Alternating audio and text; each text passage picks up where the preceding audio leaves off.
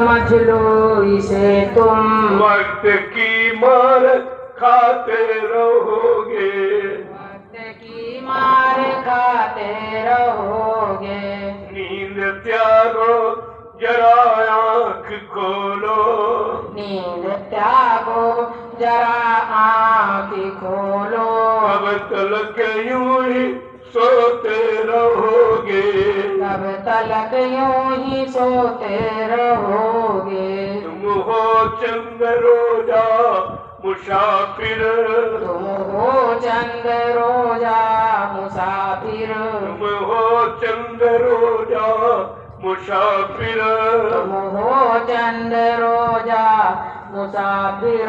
कोई रहने न देगा यहाँ पर, कोई रहने न देगा यहाँ पर। इनको अपना बनाया है तूने, इनको अपना बनाया है तूने, कोई तुमको न अपना कहेंगे, कोई तुमको न अपना कहेंगे। नींद त्यागो जरा आँख खोलो, नींद त्यागो जरा आँख खोलो, अब तलक यूं ही सोते रहोगे, तब तलक यूं ही सोते रहोगे। पाप गठरी पटक दो जमी पर, पाप गठरी पटक दो जमी पर, तब तलक पाप ढोते रहोगे, तब तलक पाप ढोते रहोगे। प्रेम से बोलो जय गुरुदेव। जय गुरुदेव। नाम किसका? प्रभु का। प्रभु का प्यारा नाम। जय गुरुदेव।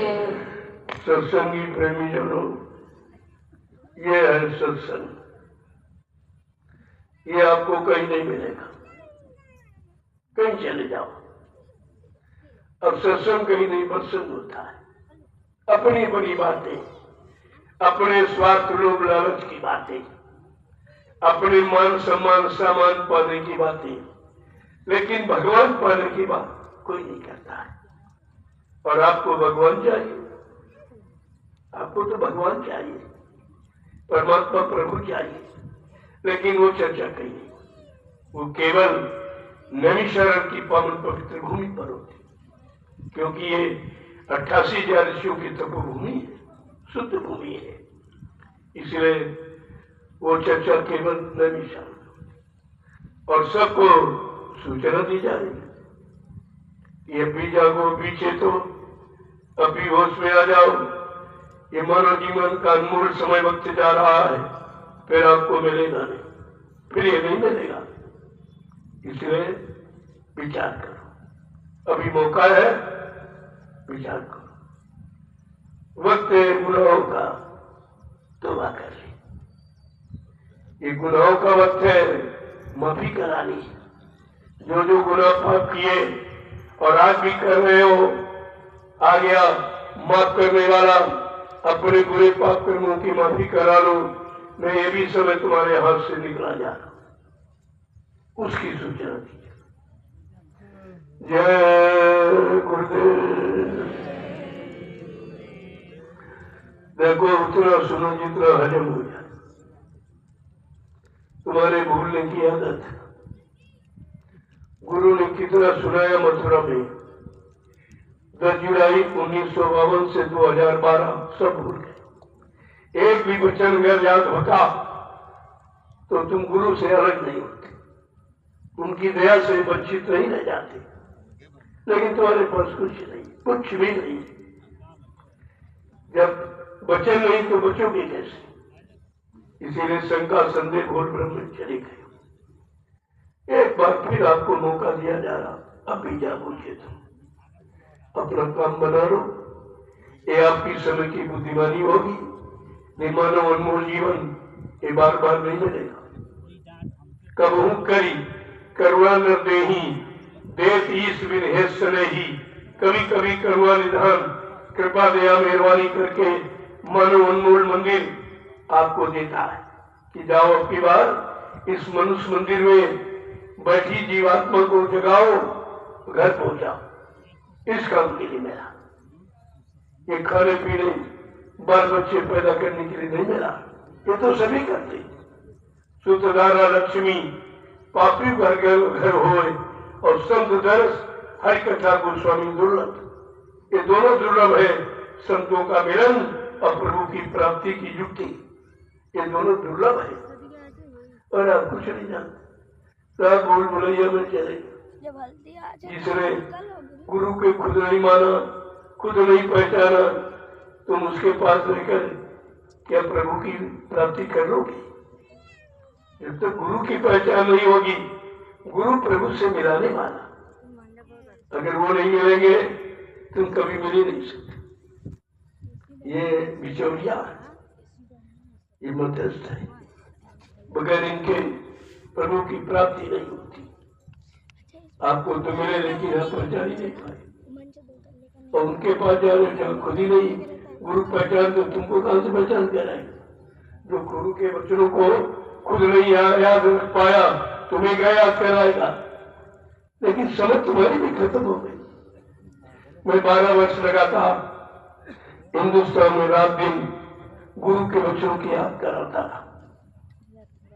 और ये जन्म आपके सामने खड़ा देख लीजिए। एक भी आदमी नहीं था मेरे साथ। ये मेहनत है, ये परिश्रम है। वहां तो पुरानी संगत है, वहां उन दोनों ने कोई एक आदमी भी नहीं जगाया। वो तो गुरु की मेहनत, जो जगा के इकट्ठा किया, बस उन्हीं प्रेमियों में लूट काट खा रहे, उन्हीं में लूट काट कर रहे। ये मेहनत की हुई है ये संगत। इनको गुरु वचन याद कराए गए, इनको एहसास कराया गया, इनको दया दी गई है, तब आज ये जंगल में बैठे हुए, जंगल में।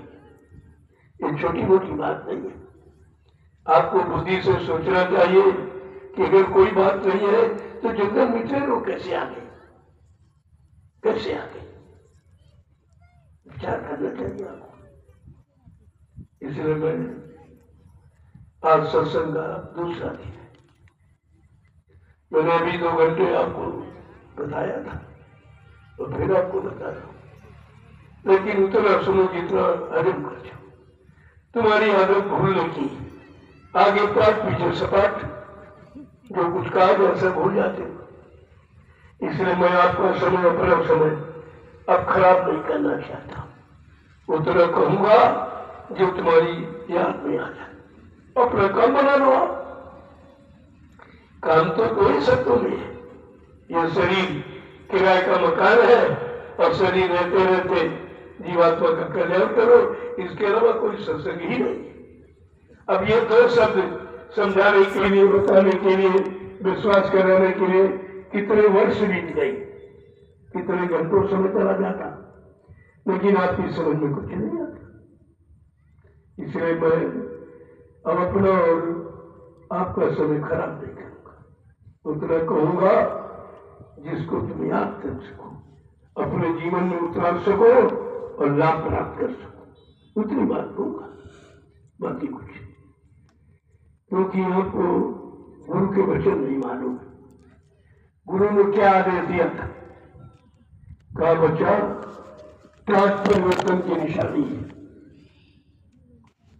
और तुमको गुरु ने टाट पहनाया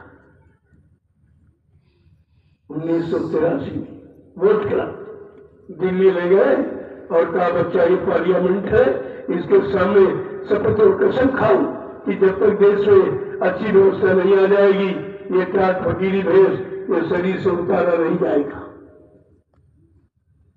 और जो टाट को उतार दे उसको सत्संगी मत मानना, वो किसी समय आपको धोखा दे सकता। और जिसने झटके में टाट के उतार फेंक दिया तुम उसी के पीछे दौड़ रहे। जिसने गुरु आदेश खुद नहीं माना, उसका आदेश मानकर तुम कौन सा काम करोगे? उसने गुरु का दिया टाट फेंक दिया और तुमको भी तुम्हारा भी उतरवा दिया और कहा गुलाबी कपड़े पहने। ये कौन सी परिवर्तन की भाषा? क्या किसी मजे धर्म में, क्या संत मत में ये कोई पोशाक संत मत का मत तो भाई सफेद था, सफेद वो तो संत मत की पहचान है। और तुमको ऐसा बंदर बना दिया है कि तुम कहीं छिप ही नहीं सकते। अगर छिपना चाहो तो छिप भी नहीं सकते। वो तो इस समय कह रहा है कि हमसे जबरदस्ती हमारे कान पर रिवॉल्वर लगा दिया, हमसे जबरदस्ती करा दिया कि तुम मन से कह दो कि बाबा जी चली गई। मैंने डर के वैसे कह दिया है। वो तो ये कह रहा तुम कैसे बचोगे? वो दोनों कोई ना कोई बहाना बना के निकल जाए, लेकिन तुम फंस जाओ। तुम तो दूर से पहचाने जाओगे। ये लाल बंदर बना दिया तुमको, तुम छिप भी नहीं सकते। ये गुरु का वस्त्र दिया हुआ। गुरु ने तो ठाट बोला पहना, वो तुमकी तुम्हारी समझ में नहीं आया।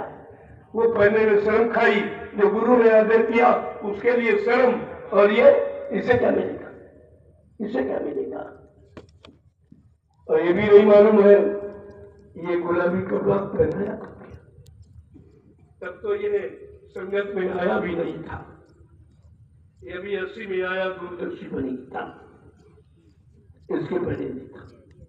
1978 में ये गुलाबी पगड़ी बनवाई गई। बाबा जी ने कहा कि गुलाबी पगड़ी सतयुग की निशानी है। सतयुग आने पर बच्चा मैं पगड़ी का इतिहास बनाऊंगा, पगड़ी की पूजा कराऊंगा, लेकिन कलयुग में इसका अपमान हो जाएगा। तो इसलिए सम्मान के साथ इस पगड़ी को उतार कर बक्से में रख लेना। आपने आदेश माना गुरु, न पहनने वाला माना न उतारने वाला माना, ये सब मनमुखी। इसलिए आपको समझना चाहिए ये गुरु आदेश गुलाबी पगड़ी उतारने का। और गुरु ने पगड़ी सिर का ताज बनवाया था, इसने पगड़ी का अपमान किया, कुर्ता पैजामा सिलवाया, नारियों के सारी पेटीकोट पे पगड़ी चली गई। कितना बड़ा ये सिर ताज का अपमान किया गया। गुरु के आदेश का खंडन हुआ, लिहाजा ये दया का पात्र नहीं है। आपको इस पर विचार करना चाहिए। आप गुरु भक्त हो, गुरु से नामदान पाए हो, तो गुरु का आदेश तो टाट बोलेगा था, ये तो आदेश नहीं था। फिर आपने गुरु आदेश नहीं माना, दूसरे किसी का आदेश मानकर क्या गुरु वाला लाभ आपको मिल जाएगा? लेकिन कुछ नहीं, क्योंकि तुम्हारी समझ में नहीं आया। तुमने गुरु वचनों को सुना ही नहीं और माना ही नहीं, अपनाया ही नहीं, लिहाजा तुम गुरु के दया से वंचित हो। बात को समझना चाहिए। इसलिए मेरी तो प्रार्थना यही है कि गुरु के वचनों से आप बचोगे और किसी के वचन सुनकर आप बच नहीं पाओ। गुरु का आदेश मानकर आपका कल्याण हो सकता और किसी स्वार्थी लोभी लालची का आदेश मानकर आपका स्वार्थ नहीं हो सकता, नहीं लाभ मिलेगा। तो तुम्हें तो जानकारी रखनी चाहिए। ऐसा नहीं कि मैं कोई आलोचना करता हूं। जब गुलाबी पगड़ी बांध के तुम आते हो, मैं 1000 बार प्रणाम करता हूं, प्रणाम, क्योंकि पगड़ी की महिमा मुझे मालूम है। गुरु ने कहा यह पगड़ी सतयुग की निशानी है। सतयुग आने पर इसका सम्मान होगा, इसका इतिहास बनेगा। लेकिन बच्चा अभी कलयुग में इसका अपमान हो जाएगा, इसलिए इस पगड़ी को सम्मान के साथ उतार के बक्से में रख लेना। कहा गुरु का आदेश किसने माना? कहा गुरु भक्ति आपकी चली गई? ये विचारने विषय है। जय गुरुदेव, जय गुरुदेव, जय गुरुदेव। नाम किसका? प्रभु का। जय गुरुदेव। नाम किसका? प्रभु का। प्रभु का प्यारा नाम। जय खड़े नाम रख। देखो अभी नहीं खड़े हो पाए। जब तुम खड़े नहीं हो पाए तो चलोगे कहाँ? और चलोगे नहीं तो पहुंचोगे कहाँ? इशारा समझिए आप। मेरा खड़ा होने का मतलब शरीर से नहीं, अंदर से। अब अच्छे सच्चे काम के लिए खड़े हो जाओ। एक अच्छे सच्चे समाज की स्थापना के लिए खड़े हो जाओ। आवश्यकता, समय की पुकार है भक्तों, समय की पुकार है। तुम्हें पुकारा जा रहा, खड़ा किया जा रहा, लेकिन अब भी नहीं अगर खड़े हो पाए, समझ पाए, तो कलयुग के इतिहास में तुम्हारा नाम नहीं होगा, नहीं होगा। अगर कलयुग के इतिहास में अपना नाम लिखवाना चाहते हो तो फिर अभी आपके लिए मौका है, आप खड़े हो जाइए। अच्छे सच्चे काम की, बुरे काम की मैं शिक्षा नहीं देता, स्वार्थ विलास की शिक्षा नहीं देता, मैं परमार्थ की शिक्षा देता कि अपना भला करो, देश का भला, इसी में हमारा तुम्हारा कल्याण है। मैं तो दोनों तरफ बात। जय गुरुदेव, जोर से बोलो, सब मिल बोलो, बोलना होगा, अभी से बोलो, दर्द हरेंगे, सब कष्ट मिटेंगे, शांति भी देंगे, सबके दाता जय गुरुदेव, सबके मालिक जय गुरुदेव, प्रेम से बोले, जय गुरुदेव। ये नाम नहीं इंसान का, ये नाम है प्रभु का, ये काम नहीं इंसान का, ये काम है प्रभु का। प्रेमियों, इंसानों का कानून नहीं रहा। 72 साल की आजादी, ये राजनीतिक आपको बता रही, कुछ नहीं हुआ। चुनाव पर चुनाव, चुनाव पर चुनाव, सारा देश चुन गया। ये चुनाव कितना महंगा बताया किसी ने? मैं बताऊंगा। एक पंचवर्षीय चुनाव का खर्चा 70 अरब रुपए, तो कम कुछ। तो कितनी पंचवर्षीय योजना? 14 पंचवर्षीय योजना निकल गई। कितना धन बर्बाद हुआ और लाभ कुछ मिला। कि हमारे देश की सुख शांति की योजना चुनाव नहीं है, ये सरकारें नहीं है, वो संगठन है। संगठन सरकार नहीं होती, संगठन तो सबका होता है, सबके हितों का, सबके लाभ का, सबको न्याय सुरक्षा रोजी रोटी दिलाने का होता। और इनके यहाँ सिवाय कुर्सी, सिवाय धन और मान सम्मान के सिवा कुछ नहीं। आपको समझना पड़ेगा इसको। इसलिए मैंने तो बहिष्कार किया। ऐसे राजा का चुनाव करो जो धर्मी करनी। भारत की राजनीति भगवान राम ने की, भगवान कृष्ण ने की, ये भगवान ने राजनीति की, लेकिन स्वार्थी लोभी लालचियों की नहीं है, ये नहीं की नहीं है। और आप राजनीति का इतिहास भूल गए। रामचरित मानस क्या कहती? राजनीति बिन धर्म प्रभु समर्पण बिन सत्कर्म। राजनीति बिना धार्मिक धन और बिना धार्मिक लोगों के नहीं चलाई जा सकती। जो प्रभु को समर्पित होकर और प्रजा को पुत्र समझेगा, वो भारत जैसे धार्मिक देश की राजनीति को चलाएगा। इसलिए राजनीति चलाई नहीं जा रही, घसीटी जा रही। घसीटने में प्रजा के चिथड़े उड़ने, चिथड़े तो फिर भी नहीं जाग रहे, फिर भी होश नहीं आ रहा। इतनी मार पड़ रही महंगाई की और टैक्सों की, बेरोजगारी की, फिर भी तुम्हारी समझ में नहीं आ रहा। कब समझोगे, कब जागोगे? इसलिए समय की पुकार है, जागो। समय की आवाज है, परिवर्तन। परिवर्तन चाहता है हमारा भारत देश। अब परिवर्तन चाहता। बाबा जी ने उस बारे में कहा था, अगर रोटी को पलटते रहोगे तो ठीक रहेगी, नहीं तो जल जाएगी। पलटते रहो, कभी न कभी अच्छे आदमी मिल जाएंगे। लेकिन नहीं, कुछ नहीं हुआ। जब अच्छे लोगों की पहचान ही तुमको नहीं, तो अच्छे लाओगे कौन से? तुमको तो पहचाना नहीं कि अच्छा कौन है, चरित्रवान कौन है, जनता को सुख शांति प्रदान करने वाला कौन है, जनता को अपना पुत्रवत स्वभाव बनाने मानने वाला कौन है, कहाँ पहचाना?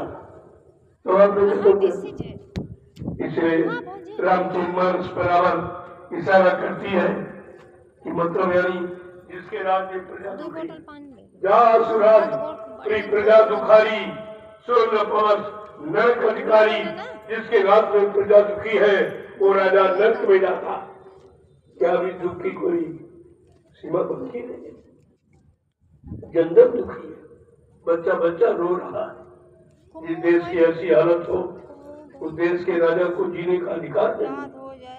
धार्मिक दृष्टि से और तारीख शक्तियों की दृष्टि से कथन से वो जीने का अधिकारी नहीं है और उसको क्या पत्र दे देना। इसमें मंत्री विदुर ने त्याग पत्र दिया था। जब कोई राजा अच्छी बात मानने को तैयार नहीं हुआ, सच्ची बात मानने को तैयार नहीं हुआ, धर्म की बात मानने को नहीं तैयार हुआ, तो महामंत्री विदुर ने इस्तीफा दे दिया। आज किसी मंत्री ने इस्तीफा दिया? कितना अन्याय हो रहा, कितना पाप हो रहा, कितनी हिंसाएं हत्याएं हो रही, कितने गर्भपात मासूम बच्चों की हत्या हो रही है। कोई कहने वाला है? कोई कहने वाला? अरे कहने वाला होते महात्मा। विदुर महात्मा था, उसने कहा था। बाकी किसी के अंदर परमार्थ की भावना नहीं होती है। अपने पद लोभ लालच की भावना रखने वाले वो कभी अच्छी सच्ची बात का समर्थन न करते हैं न बताते। वो महात्मा विदुर था, इसलिए विषय महात्माओं का। महात्मा कह रहे हैं वो कहते रहेंगे, मानो न मानो ये खुशी आपकी है, हम मुसाफिर हैं, अपने घर जाएंगे। हम तो बताने चिताने के लिए खड़े हो गए। जो महात्माओं का फर्ज देश समाज के प्रति है वो मैं निभा रहा हूं और आपको जानकारी दे रहा हूं। मानना न मानना ये आपका काम है, ये मेरा काम नहीं है। जय गुरुदेव। अब आप लोग चलो, काफी समय हो गया। वहां लाइन में खड़े रहे थे, तभी मैं संदेश देता रहा और मैंने मंच का वादा किया है, मैं यहां भी दे रहा हूं। एकदम मेरा स्वास्थ्य बहुत खराब, इस स्थिति में होता तो आप चारपाई नहीं छोड़ते।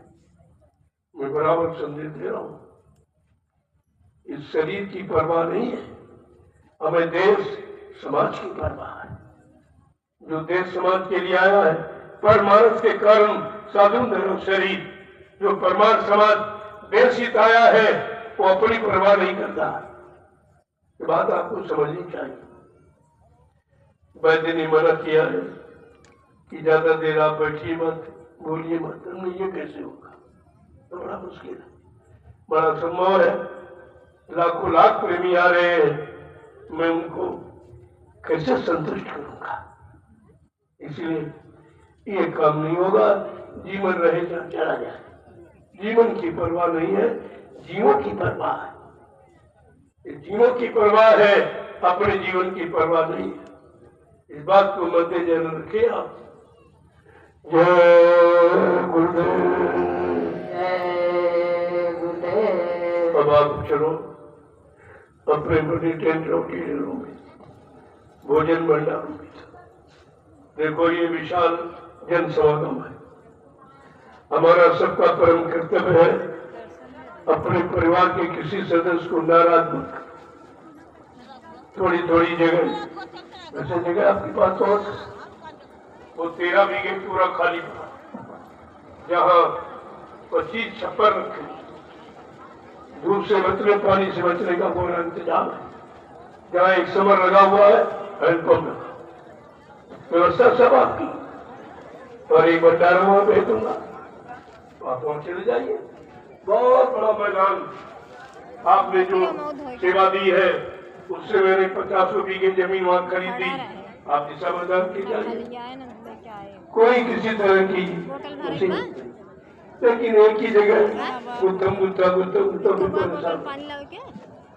इसलिए थोड़ा हटके, कोई दूर नहीं जाना। वहां तक साउंड की आवाज जाती, आराम से बैठ के संतोष करोड़ों मारो, उसकी पूजा हो रही। ये कौन सा इतिहास है? ये कौन सा कानून है भाई? मानवता का तो एक ही कानून, चाहे राजा हो चाहे प्रजा, दंड बराबर होता है, कभी माफ नहीं होता। लेकिन कुदरत तो माफ करती ही नहीं, और नहीं माफ किया और दोनों अकाल मौत में गए। जय गुरुदेव। जय गुरुदेव। संतों के यहाँ माफी नहीं है। मान लोगे तो माफ है। अगर अकड़े रहे, अहंकार गुमान घमंड में रहे, तो फिर माफी का कहीं प्रश्न ही नहीं। इसलिए सरलता, सुगमता, सौहार्द ये सीखो आप। ये मनुष्य के लक्षण है।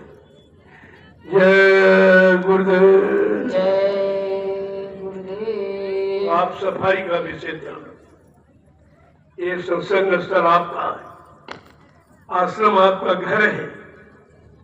अपने श्रम से, आपके श्रम से बना है। शरीर का श्रम किया है तो ये जंगल मैदान में बदल डाला। जो कमाई की सेवा दी है उससे जमीन खरीदी गई और तुम्हारे सुविधा की व्यवस्थाएं की जा रही। तो ये सब आप ही का, आपका घर है, आपकी जमीन है। आपको अपना घर जमीन समझकर इसकी सुरक्षा रखनी चाहिए, इसकी सफाई रखनी चाहिए। ऐसा मैदान जाने के लिए आपकी योजना बनी हुई है। उधर सब मतलब यानी गड्ढे खोद दिए गए। आप उसमें जाओ, पैर से मिट्टी खिसका, रोज जाओ। रोज जब यहाँ से निकलोगे गड्ढा बराबर, कहीं प्रदूषण, कहीं गंदगी नहीं होगी। ये सफाई का सबसे बड़ा अभियान है। सारा हिंदुस्तान एक दिन तुम्हारे इस सफाई अभियान को याद करेगा। मैंने वो काम कराया जो सृष्टि में किसी ने किया ही नहीं। ये सफाई अभियान, उधर साकार, उधर भारतीयता, उधर हिंदुस्तान, ये सब आपके सामने नए नए आए और किसी ने नहीं कहा। मेरे सिवा इस धरती मंडल पर न सतयुग में न त्रेता द्वापर में किसी ने कहा, न आज कोई मंदिर मस्जिद से कोई आवाज आ रही कि शाकाहारी हो जाओ। कोई राजा प्रजा, कोई धर्माचार्य, वो भी नहीं कह रहे। ये केवल मैं कह रहा हूं कि बिना शाकाहार के आपको सुख शांति नहीं है। कोई नहीं दे सकता। कितनी लाख चुनाव करा डालो, पार्टियां बदल दो, राजा बदल डालो, लेकिन आप बदलाव नहीं कर सकते, परिवर्तन नहीं कर सकते। इसलिए विचार दी सफाई का विषय। मैंने बहुत पहले से आपसे कहा था 4 मीटर मुंजामा ओढ़ने का, 4 मीटर बिछाने का बड़े जोड़े में। जहाँ कहीं जाओ, क्या करने वाले के बैठे पानी आया एक बिछारिया बैठ गया, स्वयं स्वावलंबी बना। तो तुम्हारे किसी भी शुभ कर्म में बंटवारा नहीं। इसको इशारा कोई नहीं देना ना, इसमें अगर किसी की सेवाओं का प्रयोग करोगे तो तुम्हारे भजन और परमात्मा सेवा से कटौती हो जाए। बात में मत कहना, मैं बहुत स्पष्ट कहने वाला हूँ।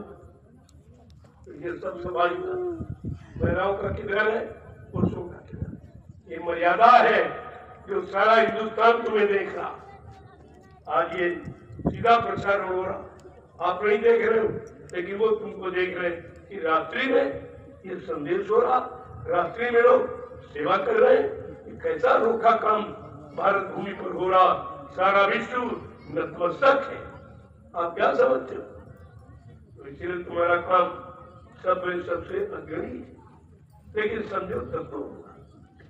सब व्यवस्था आपकी है, बना लोगे सुख शांति से रहोगे, नहीं बनाओगे परेशान हो जाओ।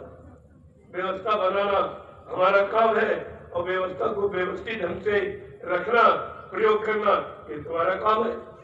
आप अपने काम को समझ लो, व्यवस्था आपके लिए। नहीं समझोगे तो पछताओगे, आप परेशान हो जाओ।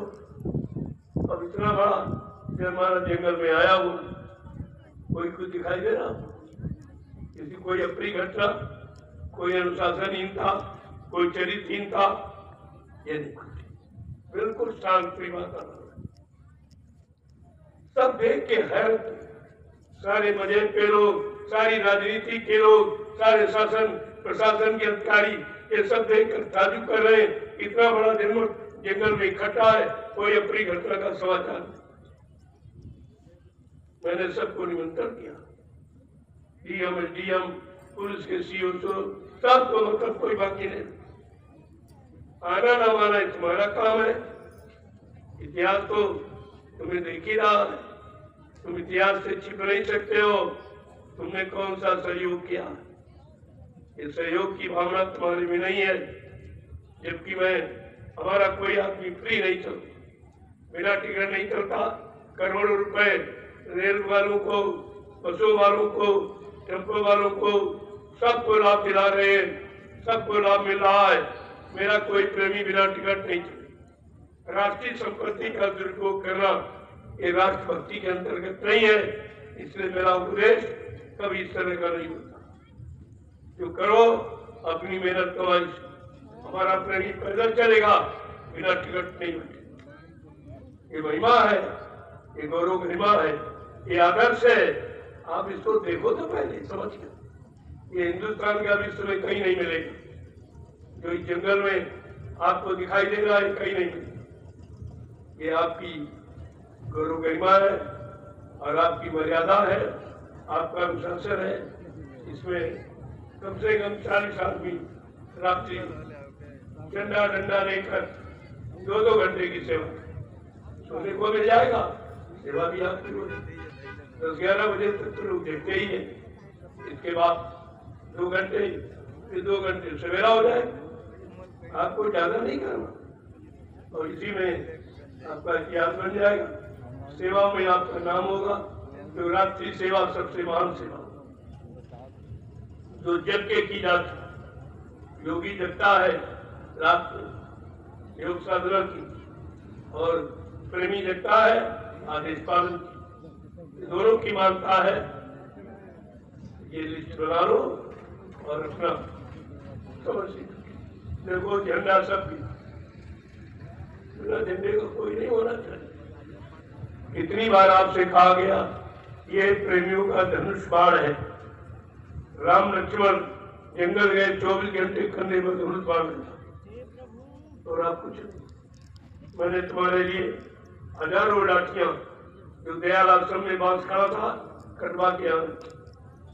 कुछ पैसा दे देना जो तुम्हारी सेवा में लग जाएगा और आपको एक अस्त्र मिल जाएगा। गुरुवादेश का पालन हो जाएगा। झंडा अधिकार का प्रतीक है। अगर धनुष बाण नहीं है तो आज लड़ाई नहीं लड़ सकते, विजय नहीं प्राप्त कर सकते। इसको बराबर ध्यान में रखिए। कोई प्रेमी बगैर झंडे के। यह आदर्श है आपका, आपकी एक पहचान है और आपको अधिकार का प्रतीक है झंडा। लाठियां रखी ले लीजिए और उचित सेवा दे दोगे तो वो कर्तव्य में लग जाएगी। और जो लोगे लाठी वो तुम्हारे जीवन में रक्षा करे, सुरक्षा करेगी। दोनों काम हो जाए। उधर सेवा दोगे वो कर्तव्य में लग जाएगी, उधर लाठी लोगे आपकी सुरक्षा हो जाएगी। क्या दोनों तरफ का लाभ होता। यहाँ लिया नहीं जाता, उस काम में लगाने के लिए आपका धन लगा दिया।